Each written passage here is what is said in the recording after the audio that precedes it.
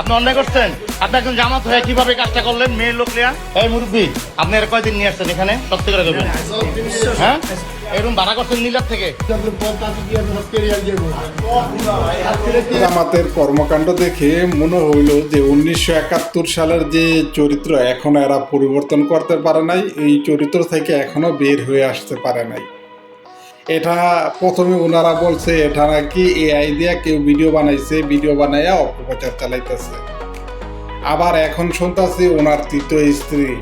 নির্বাচন হলো 5 মাস হয়েছে, কিন্তু ওনার নির্বাচনী হলফনামায় ওনার তৃতীয় স্ত্রীর নাম নাই। কারণ জামাত কিন্তু একটা ইসলামী দল, ওরা স্বীকার করে হলফনামায় নাম নাই, এটা একটা অবৈধ সম্পর্ক।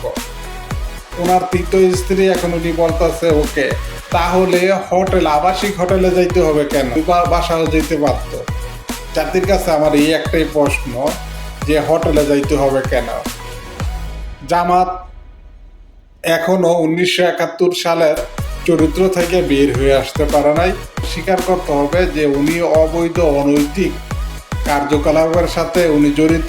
চাকরির প্রলোভন দেখিয়ে চাকরির জন্য একটা মেয়ে গেছে, মেয়েকে চাকরি দিবে সেই কথা বলে ওনার সাথে অবৈধ সম্পর্ক করে এখন বৈধতা দেওয়ার জন্য বলতেছে ওনার নাকি তৃতীয় স্ত্রী।